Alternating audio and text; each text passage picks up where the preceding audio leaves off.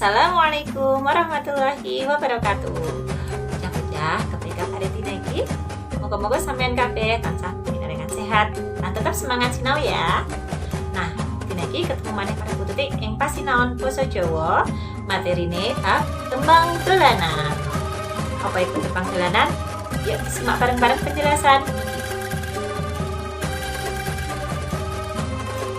Tembang dolanan yaiku jenis tembang reripta gagrag anyar sing ora nganggo paugeran utawa aturan guru gatra, guru lagu, lan guru wilangan.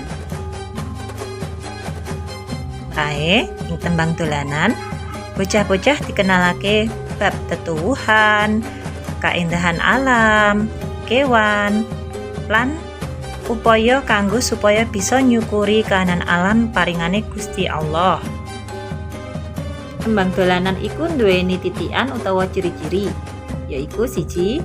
Basane prasaja, 2. Ngandung pesen kaendahan, religius, lan nilai-nilai sosial liyane, 3.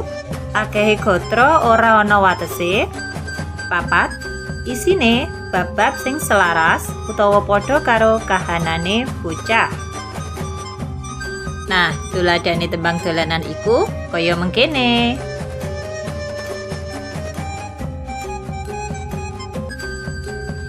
Nah, bocah-bocah iku mau pasinaon dina iki bab tembang dolanan. Moga-moga sampeyan kabeh bisa entuk ilmu sing manfaat sarta barokah. Tutik pamit dhisik ya. Assalamualaikum warahmatullahi wabarakatuh.